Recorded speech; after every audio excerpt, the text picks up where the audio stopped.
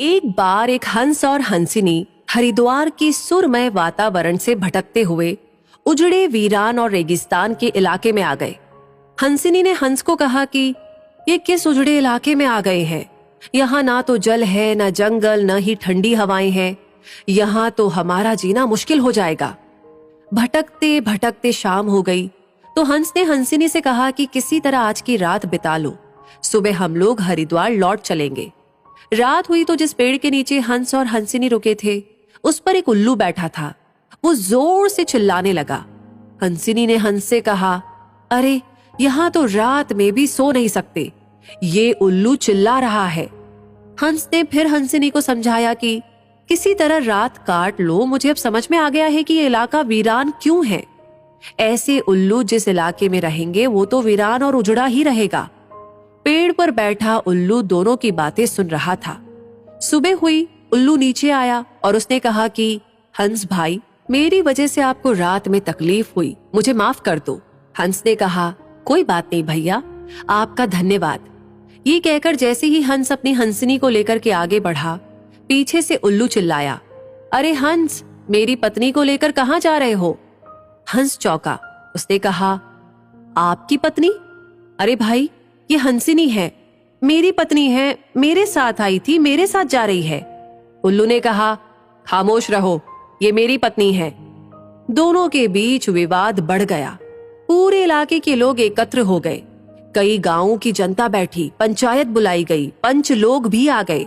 बोले, भाई किस बात का विवाद है? लोगों ने बताया कि उल्लू कह रहा है कि हंसिनी उसकी पत्नी है और हंस कह रहा है कि हंसिनी उसकी पत्नी है।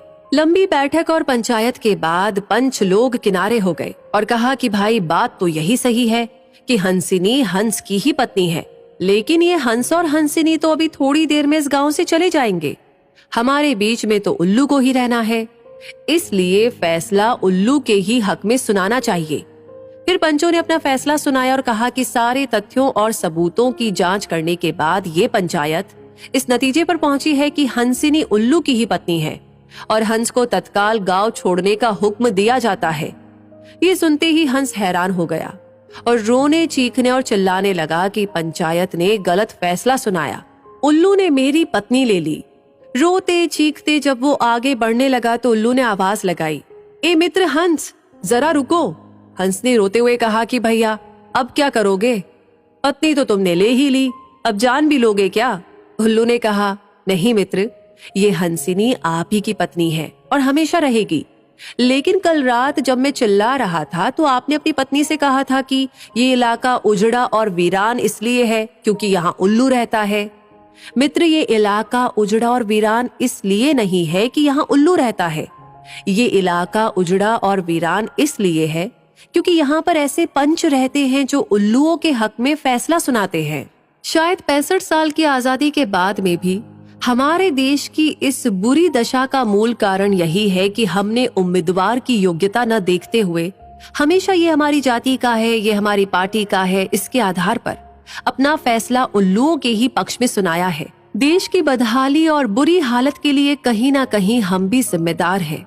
तो दोस्तों, इस कहानी के बारे में सुनकर आपको क्या लगता है कमेंट सेक्शन में लिख करके जरूर बताएं। लाइक ऑलरेडी कर दिया है तो शेयर करना ना भूलें और हमेशा ऐसी कहानियों के लिए, इंस्पायरिंग कहानियों के लिए हमारे पेज को फॉलो करें। मिलेंगे बहुत जल्दी।